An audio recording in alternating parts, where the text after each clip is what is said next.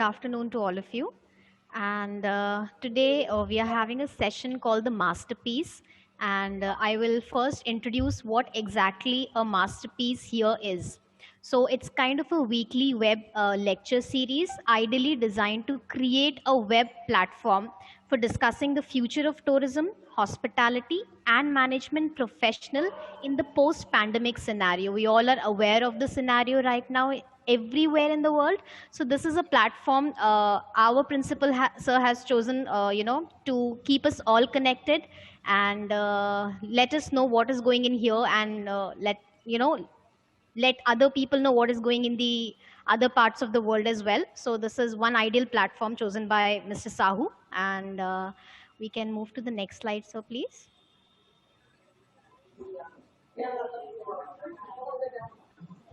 Okay, so our distinguished speaker for the day is Dr. GINA Alcoriza. Very warm welcome, ma'am. It's a pleasure seeing you here with us. And I would just give a brief introduction quickly about ma'am so that everyone gets to know about her. She is assistant professor, program chairperson, tourism management at the University of Santo Tomas in Legazpi, city in Philippines.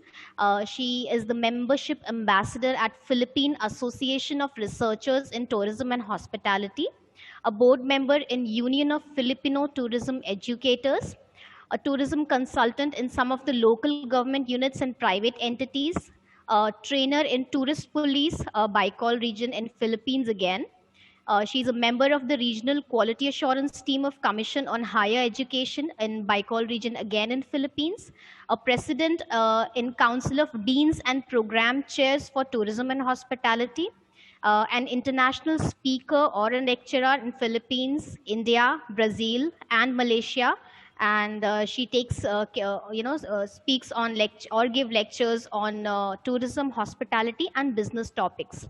The research areas that ma'am covers is community-based tourism, event tourism, ecotourism, BS Tourism Management at the Polytechnic University of the Philippines at Santa Mesa in Manila, and she's a doctor of business administration at the University of Santo Tomas, Legazpi in Philippines again. And we will quickly move to the next slide again.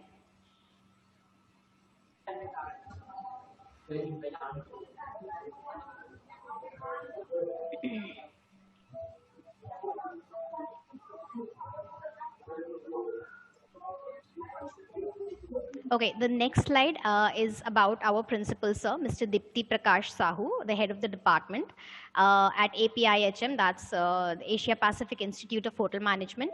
He had, more than a decade of exposure in the industry, academics and research in hospitality and tourism sector. He's very well known for his research processes.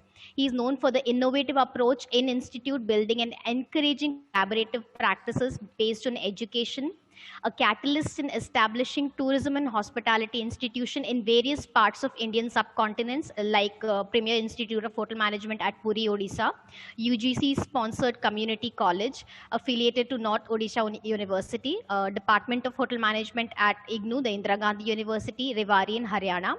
And he's a life member of Indian Tourism and Hospitality Congress, Chefs Association of Five River, and so on. I mean, the list continues. Not enough. Known for his collaborative approach, he has successfully collaborated with several countries like Bangladesh, Sri Lanka, Malaysia, Dubai, Oman, South Africa, Australia, Portugal, Philippines, USA, and for various academic purposes, he has done the collaboration.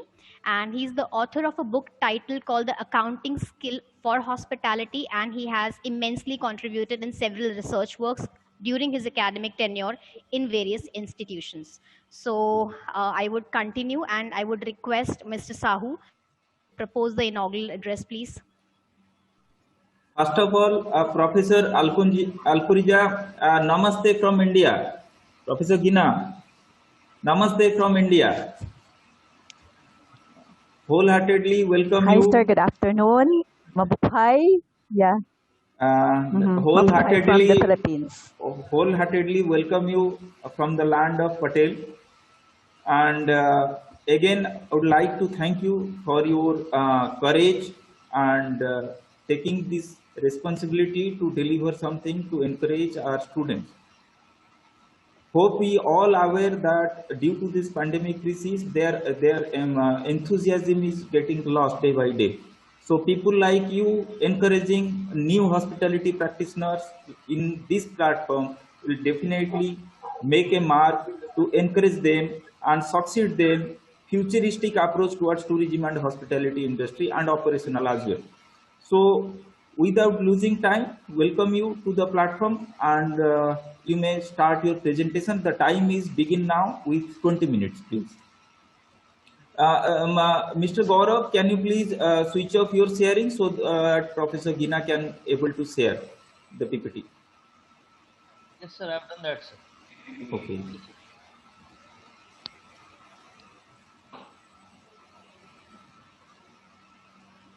Okay, good afternoon, everyone over there.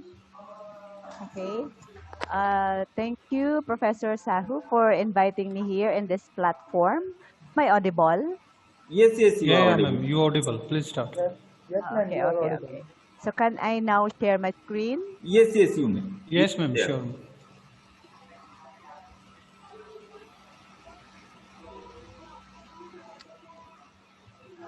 Okay, so again, I'm very much happy to be part of your virtual session for this particular Department of Tourism, Hospitality, and Aviation Management of your Asia Pacific Institute of Management in India.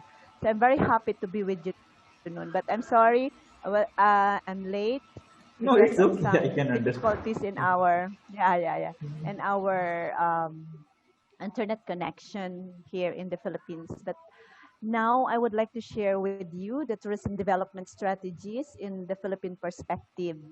So as I discussed with Professor Sahu, I am very much happy to share with you how the Philippines really engaged in the tourism management and tourism development of our country.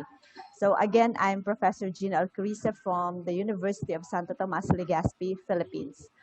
Okay, so we are going to discuss about the agenda for my talk. Okay. Okay, so we'll be discussing about the tourism industry in the Philippines before the pandemic and then the impact of COVID-19 to the Philippine tourism. And then, of course, what the government now and the tourism in the private sector are really doing in order for us to recover the tourism industry in the country. So those are the things that I will share to you this afternoon. So before the pandemic, so in 2009, because of the emerging economies and because of the realization that tourism is one of the best industries in the world in the past, um, the a very fast improving industry in the world because of its income generation, provide provision of many different kinds of employment. So the Philippines actually articulated and launched the Republic Act 9593 or other known as the Tourism Act of 2009. So with regards to the tourism development, the tourism industry in the Philippines with the Department of Tourism launched this particular act in order for us to be guided to develop tourism in our country. So the purpose, the, the mission vision of this particular RA 9593 is for the Philippine tourism to be globally competitive, environmentally sustainable, and socially responsible tourism industry. So to promote inclusive growth through employment generation, purpose is to generate more employment and equitable distribution of income, thereby building a high trust society. So out of this RA 9593, the Philippine government developed or initiated this National Tourism Development Plan, okay, 2016 to 2022. Okay, so this effort has been undertaken to consolidate the gains already made and adopt a more strategic and innovative approach in exploring new opportunities for our tourism industry. Okay, so the strategic programs within the National Tourism Development Plan um, are this strategic programs like the transport infrastructure, the travel facilitation. We have it's included in the strategic program, the tourism investments and business environment, product development, marketing, human resources and service standards, quality standards, the micro, small, and medium enterprise development, gender and women empowerment, cultural offerings, environment and climate change, risk and crisis management. Okay, so if we can see uh, the inclusions, the strategic programs included in the NTDP are all anchored with the sustainable development goals of the United Nations. And since the Philippines is located in Southeast Asia, the Philippine government had included also the standards of ASEAN as an ASEAN member country. So this NTDP was actually created through the efforts of the Department of Tourism of the Philippines. Okay, so in the as I told you, this is the strategic programs calls with this cluster approach and convergence approach. So here in the Philippines, in terms of the tourism industry, we cluster our um, Philippines is an archipelago, so definitely we cluster the tourism destinations according to their resources. So we have identified the different areas with the tourism resources, and then we cluster it with regards to the approach of what particular program can be implemented in that particular cluster. So we have also engaged with convergence approach. Later, I will be discussing to you the cluster approach, and then we have the convergence approach. Okay, it successfully implement and identify the development programs of the NTDP. Okay, with the convergence.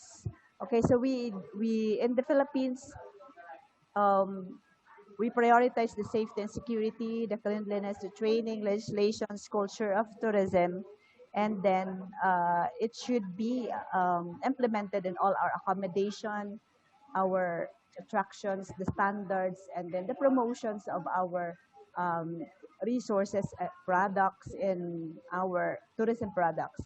And then this should also be applicable in airports, roads, seaports, and all the travel facilitations. Okay, so the targets, so I want to share with you the targets, okay, with regards to revenue by billion of pesos, and then, okay, categorized into inbound and domestic.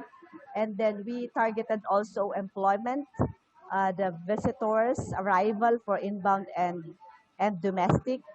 And then our approach also, the program is actually um, is actually articulated in order for us um, to respond to the poverty problem of our country.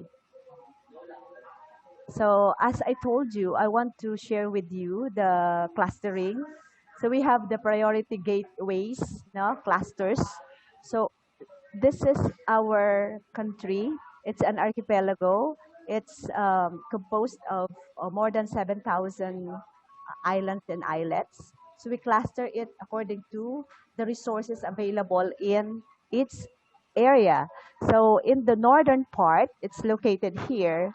Okay, so agribusiness is actually implemented there, or the development of tourism must be um, focused on agribusiness. And then in the central part here of Luzon. So we have three major islands, the central of Luzon, and then the area of our capital, which is Manila. It's called as the Metro Urban Belt for ICT and for industrial development. So in the central, we have here the tourism super region. It's the central Philippines. If you can see here, the CP 1 to 6, okay, Central Philippines, we cluster it. This particular cluster is for tourism. The development here is more on tourism. So if you are familiar with Palawan, if you are familiar with Boracay Island, if you are familiar with Bohol, Cebu, and then of course my place, Legazpi with the Mayon volcano. Okay, those destinations are located in the central Philippines area. So the focus of development here is for tourism.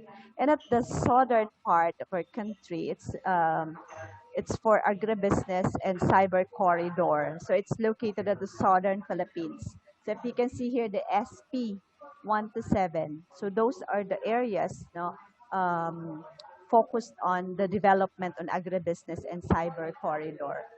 Okay, so just to share with you, the Philippine tourism in 2019, so before the pandemic, so we considered the 959 because of the RA 9593, and we consider the Philippines as the economic, as the pillar of our economic development.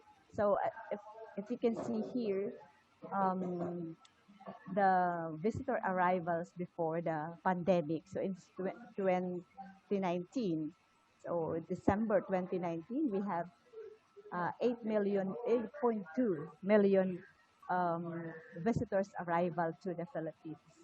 And we have such data with regards to the um, other areas or other gateways no, in the Philippines for international tourist arrivals.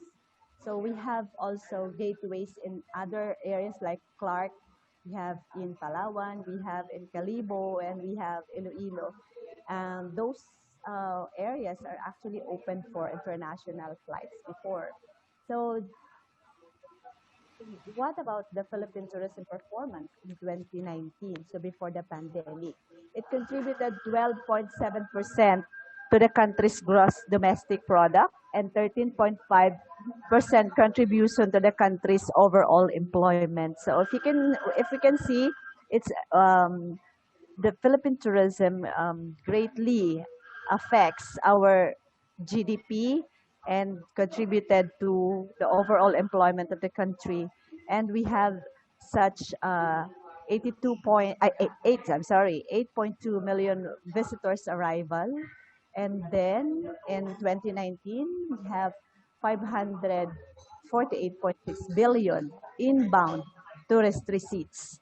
So 3.14 trillion domestic tourist receipts, and we have a lot of tourism infrastructure projects in order for us to reach the countryside, in order for the Philippine tourism spread throughout the archipelago. And we invited more foreign investors to invest their businesses in different destinations all over the archipelago. So, but of course, this is actually true to all countries. So we cannot deny that the COVID-19 really impacted, really affected, the most affected industry is tourism. So same with you there in India. Here, we experience also closure of different, we called it as TOEs or tourism-oriented establishments, tourism related establishments, and closure of many destinations. So employees layoffs, it's PR, it's the Philippine Airlines, our flag carrier, layoffs of 2,700 employees, over 800 workers for 5J. 5J is Cebu Pacific. It's the secondary airline here in the Philippines. So because of the cancellation of flights, the closures of borders, okay, um, travel restrictions and closure of international flights. Okay, hotels and ships used as quarantine facilities during the lockdown, during the pandemic season. Okay, so foreign tourist arrivals for the period of January to April alone in 2020 have plumped to 54%, decrease in tourist receipts by 55% just in um, 4 months of 2020. So what are the government efforts through the Department of Tourism? So since we are caught unprepared of this unprecedented crisis, we are all no, suffering, or we are experiencing this kind of crisis. So, of course, our government are actually very much advocate also in looking into some strategies in order for us to recover, in order for us to reboot tourism industry, and in order for us to um, restart the tourism industry because of its significance to our economic development. So in the case of the Philippines, we have crafted the Tourism Response and Recovery Program. Okay, so we train the tourism stakeholders, of course, the tour guides, because we have to shift to virtual tour guiding. Okay, and we have to we trained the tour guides into more responsive tour guides, most particularly in this kind of crisis. And then we have to um, the Department of Tourism and the other stakeholders have come up with the guidelines on how to cancel, no, the guidelines for the cancellation of flights, cancellations of tours, because during the first quarter of 2020, we experienced a lot of cancellations. So definitely, um, we as tourists, or maybe you as tourists also, we are not very much informed on how to cancel, how to refund, how to deal with this type of cancellations. Okay. And then with regards to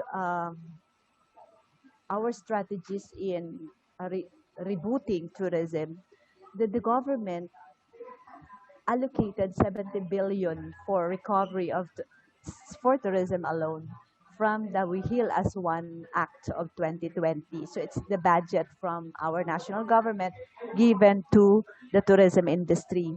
And since we are gradually reopening our tourism, so we have to identify, or we have to shift to um, a more appropriate form of tourism. So we redefine tourism. So with regards to the forms of tourism, since we cannot open yet our international borders for international tourists, so we have to encourage our local tourists to visit the local destinations. And then we intensify farm tourism, we intensify ecotourism with a minimal number of tourists coming in. And then the promotion of destinations still in even during the pandemic. So we still need to promote our destinations even during the pandemic because we are still preparing and we are still hoping for the reopening soon of our tourism industry. And then we shift also for more on wellness and well-being with regards to the forms of tourism. And it's our government effort on how to build confidence in the community level, since according to UNWTO, that trust now of the tourist is actually a commodity. So how can we have to strategize now in order for us to build confidence, in order for us to encourage our tourists to visit our destination, that they are safe and they still have delightful and remarkable experience when they have to visit our destination. So the confidence the trust of our tourists in coming to our place is actually a greater um, a greater emphasis in this particular strategy. Okay, and so we have to trainings are actually um, available anytime, anywhere through the Department of Tourism through webinars and then small group discussions for now since we're not very much strict now in terms of gathering and then financial assistance to the um, to, uh, financial assistance to the small medium enterprises and then the assistance of the Department of Tourism in order for the small medium enterprises to develop new products and then they have to um, look into the new market now and then the government offers the online registration and accreditation for the tourism establishments and of course through the efforts of our Department of Tourism and the local government units, we have to harmonize government protocols in terms of data system, in terms of the information dissemination, in terms of health protocols. Okay, we have to harmonize the government protocols. And then the coordination mechanism is very high here. So we need to coordinate to the private sector, we have to coordinate to public our efforts for this recovery program of our government now. So PPP here is a public-private partnership. This is actually our strategy. It's a public-private partnership in order for us to collaborate the public and private efforts in order for us to recover tourism. Okay, so here, so as I told you, the public-private partnership, okay, implemented by our government in response to the recovery of the tourism industry. So we have the Tourism Response and Recovery Program, and we have 70 billion for recovery from the We Heal as One Act of 2020. With this four major government agencies, the Department of Trade and Industry, the Department of Finance, we have the Department of Tourism, and the local government units, okay, collaborated in order for us to gradually reopen tourism. So 155,000 tourism sector workers receive wage subsidy. Okay, so they were given by the government financial assistance during this pandemic and then regulates the health food deliveries. Okay, so since the lockdown, we use lockdown here. Since the lockdown, we have to um, practice deliveries rather than coming in or for a dine-in in a restaurant. Okay, and then training to the employees. Okay, so the government offer webinar series and then the policy. Okay, to no Department of Tourism certificate, no business operation. So this is actually implemented nowadays. And guidelines to MICE also, they formulated the guidelines for meeting, incentive, convention, and events. And then the transport, they have to release guidelines also for the transport since we are now catering public and tourists coming in for the local destinations. For the transport sectors, okay, um, we have a 50% capacity only. So with the accommodation. And then the private sector also, we gradually reopen our Uh, restaurants here. Doctor, I'm Doctor, here in Doctor, one. Yes, Doctor Alconjia, yes, yes, yes. Madam, Yes, your sir. time is up. Your time is up. Okay, So I advise all okay. as my schedule is going to be there. So how we can continue this presentation is we are going to stop the meeting here and restart the same meeting.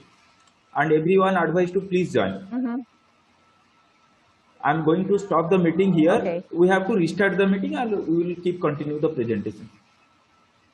Okay, okay. Okay. Understand all students? All students? Yes, sir. Okay, Yes, okay. sir. Please. Yes.